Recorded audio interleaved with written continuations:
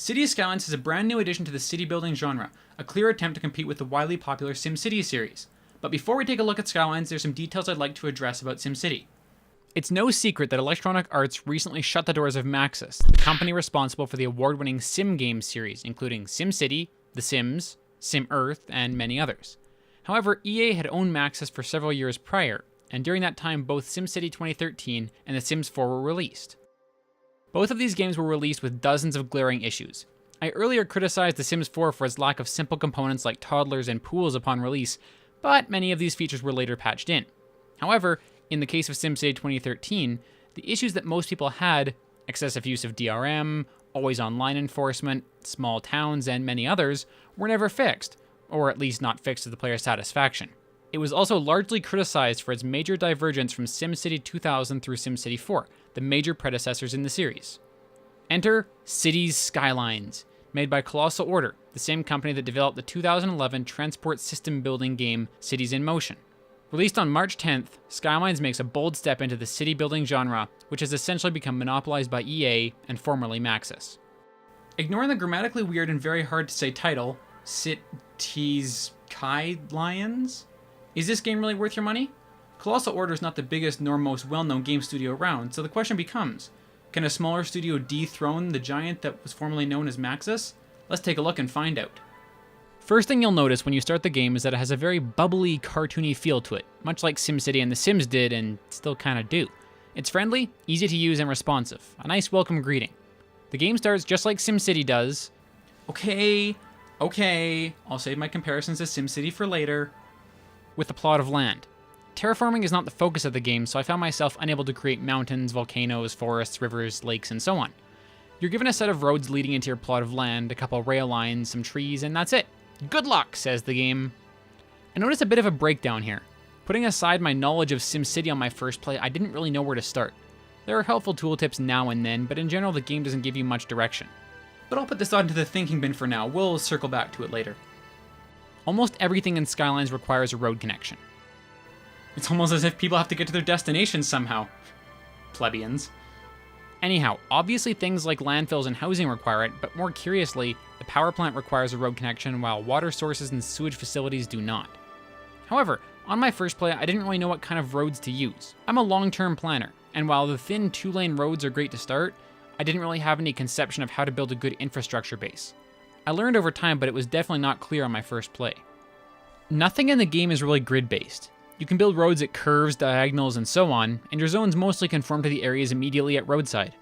Most lots, like landfills, utilities, schools, and so on, are square, but generally small enough that they can be tucked into a corner or placed in a grid-based area. The game allows you to place zones either by simply filling in city blocks, doing it square by square, or using a brush tool. However, I found that building roads that were not set in grids messed up the layouts a lot and created tons of little crevices where zoning didn't work. It would be nice if the game would fill these in with tiny lots or even lawns or pavement of adjacent buildings. When you first start your city, a lot of things are locked. Larger roads, schools, police stations, and so on are reserved for what the game calls milestones. When your population first hits 500, for example, you receive elementary schools and clinics. At 1,000, you unlock police and fire. Of course, this adds to the responsibility you have for managing your town and adds to the complexity of the game, but it has two advantages. One, you don't have to worry about building everything at the start. There's no crime until you hit 1,000 people, since clearly groups smaller than that have never committed any crimes.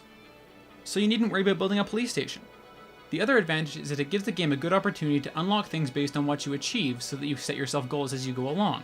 But I want the super duper mega ultra tower now, you say to me. I reply calmly, wait your turn! As you progress and unlock more things, the game actually incentivizes you to use green energy. You can buy more land, which has more resources, but eventually you begin to run out of coal and oil, even with the import mechanic in the game. By using wind farms, and in later game hydro, solar, or nuclear power, you can power your entire city at a slightly higher cost, reduce pollution, and use more land for the important things. You know, like pretty monuments. The game also lets you build your own bus lines, which is awesome. You can maximize their utility to get your people to and from the busiest areas of town. There are lots of the aforementioned milestones in the game, such as the introduction of crime, fire, and so on. But the first big milestone you get is at 7,500 people, when you get access to universities and high-density zoning, which is basically one of the best things in the entire game. Organizing all these different types of zones and such into districts can be really helpful. These districts, though I may be underutilizing them, give very nice control over areas of your city, allowing you to adjust citywide policies per neighborhood. Don't want to force your rich citizens to recycle? Make it so! Want a neighborhood that can support lots of residential but without high rises? Granted!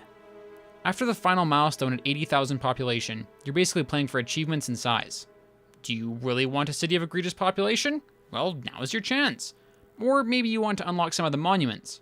Those are kind of tricky though. Some require doing horrible things to your citizens like reducing health rate to 20% or raising unemployment to 50%. But if you want the most overpowered buildings in the game, you must make sacrifices. Actually, all of the late game monuments and unique buildings are quite neat. Some are easier to get and probably display how awesome your city is, such as the Cathedral of Plentitude.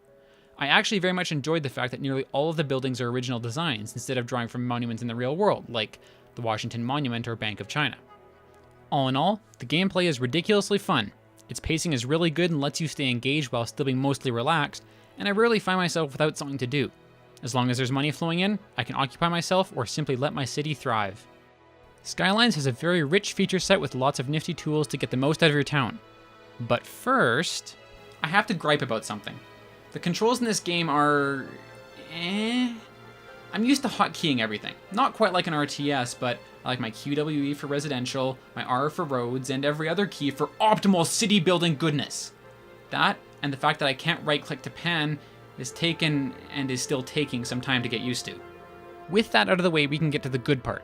One of the best game features of Skylines is the ability to query buildings for all kinds of information. You can see lots of useful details like building name and type, quality of commercial operations, number of residents educated, and tons more nifty little things. This honestly really helps when it comes to construction of new buildings, to help you understand which areas need more schools, commercial, and so on. You can even query passing cars, which shows you things like owner name and workplace, or if the vehicle is owned by a company, then you can get details on it. Like, this donut truck happens to work for Ready to Wear Limited. You know, where I buy all my donuts. Or, wait. Is that a bug spray van? That's a frickin' bug spray van! But I digress. While the game is good at providing you with a nice breakdown of everything you need to do, a lot of it seems rather hidden. Remember that idea that I put in the thinking bin before? There are helpful tooltips now and then, but in general the game doesn't give you much direction. Well, it's true. The tooltips are few and far between and didn't even notify me when I had my first fire. When they finally do pop up, they don't seem well timed and really serve to confuse more than anything else. Why are you telling me about a feature I can't use yet? Or better yet, why are you telling me about new zones when my citizens are drowning in their own feces? Again, I digress. There's a feature in game designed to notify you of goings-on around town. It tells you when your citizens are having trouble getting their garbage picked up, or when they approve of your green energy movement. They're actually posted by real residents, meaning you can track down the houses of whoever's posting the chirps, you know, to demolish them. But they also have this incessant need to post all kinds of meaningless stupid shit. You know, like the real-life Twitter. Oh, you know, by all means, chirp, that you're going out of town and that there's a key in the flower pot in the backyard. I'm sure no one will take advantage of that. What is this, Canada? And lastly, the game also features a heavy-duty ability to mod it. Even upon its release, the Steam Workshop was filled with awesome little mods for the game. Everything from autosaving to weird highway interchanges to colorful power plants, I shit you not, is available to you. I don't know how extensive mods can get, but hell, they seem pretty versatile to me. I'm very impressed with the graphics of this game. When you do a lateral view of the ground, you can do fly-throughs of the city and see everything in the distance, even including items that get closer to you as you fly around. If you zoom right in, you can see the details of every single person on the streets. Graphics like this are highly impressive, especially given the price of the game. As you play, you can see basically everything going on. Even when you look from afar, you can see vehicles and pedestrians, something I'm really not used to seeing without being up close. The water physics and reflection are great, though I somehow got a flood in the middle of my land by accident, along with the reflections in the glass of various buildings. All this, in addition to the fact that you can see along the horizon for miles, is awesome. In the end, everything from the fog to the sprinkles on the donut truck are very well designed and lead to a superb graphical experience. The first thing I noticed about the audio in this game is that it seems to have a few issues. They might not be present on all systems, but I noticed that often there was popping or skipping while the music was playing in the background. Not too bad, but still a bit distracting. Beyond that though, I love the audio of this game. Sometimes I feel like I'm hearing more sounds than I should be, but each one fits nicely into the city atmosphere and feels like it belongs. This is one of the places I feel this game excels. It really helps to create the ambiance of a city while not being overly exaggerated or annoying. The music itself is alright, but not great. Historically, I'm accustomed to the jazzy, upbeat, cityscape tunes of other unnamed city building games. What? I didn't say SimCity. Damn it! However, in Skylines, the tunes are much more toned down and blended into the atmosphere. While this isn't bad and doesn't take away from the experience, it certainly does nothing to add to it either. Mostly, I found myself turning off the in-game music and just listening to other stuff. Well, okay, it's probably not fair of me to point out issues in a game that's been out less than a week, but you know what? Life isn't fair! Yes, it's true, this game does have a few issues. Some were big enough that I already mentioned them, like the fact that I was not notified of the first unhandled fire in my town, which is kind of important. But there are some other general issues as well. I often find that power does not properly connect to zones, even when it's right beside them or even plopped in the middle of them. Similarly, attaching power lines or pipes to power and water often takes much longer than it should to take effect. Upgrading a zoning density requires demolishing the existing development, and seemingly clear building choices such as large elementary schools are not present in game. Also, sometimes emergency vehicles will stop at inappropriate places. Sure, go ahead, Mr. Fire Truck Driver, just stop at the stop sign. I'm sure no one will mind waiting to have their fiery hot ass extinguished. Oh, and tack onto that list the hotkey and tooltip weirdness too, because I'm feeling mean. With all that said though, I don't think the issues are game-breaking or really ruin the experience. Gameplay is fluid, traffic moves nicely, education and healthcare work, and so on. The game is very feature-rich and not spoiled by the easily patched issues that are present in the game. Ah yes, this is what I've been waiting for, to not only compare Skylines to SimCity 2013, but also to its less EA-influenced predecessors SimCity 4 and SimCity 3000. How do they hold up? Well, honestly, they're all kind of good. SimCity 4 is my favorite game in the series, but the series in general has led to a defined style of play I like to stick to, a certain way in which I develop my region and cities. For the most part, Skylines fits with this pattern, letting me build up my city in a very similar way, starting with water and power, then balancing RCI, and so on. The biggest difference was having to deal with low-level components, like low-density residential and two-lane roads, instead of being able to instantly build up much more advanced items. The late game is much more rewarding in Skylines. There's lots more to do and work toward than the simplistic and boring goals of late game SimCity. Though there are some neat rewards, those in Skylines are much more fun to strive for and look a lot more original and unique. Building infrastructure in general, once you have the necessary things unlocked, is mind-blowing. You can make curved ramps, weird loops, raised roads, merged highways, and all kinds of other neat things that SimCity doesn't like. They got a bit of this in SimCity 2013, but not a lot. And honestly, who played that game anyway? Skylines also really wins out in the fact that you can expand your city a lot. In SimCity 2013, you had a fixed region size because it wasn't practical to make them larger, and in previous SimCity games, there were usually set sizes to pick from. In Skylines, you can buy more land around you, a bit like Roller Coaster Tycoon, and make as big of a city as you want. Or, for a challenge, confine yourself to one tile of land and see how far you can get. All in all, while SimCity is still fun, there's not really a thing about it that I miss when playing Skylines. The game is fun, rewarding, and oh yeah, I don't have to be online to play it. I will say, the one thing that SimCity has done and continues to do better than this game is the music. While Skylines has a great atmosphere and really puts you in the world, the ambiance of the classic SimCity music is sorely missed, and I honestly found myself more than once playing the classic tracks from SimCity 3000. Conclusion? You want a conclusion? Well, okay. This is what SimCity should have been. I mean, come on.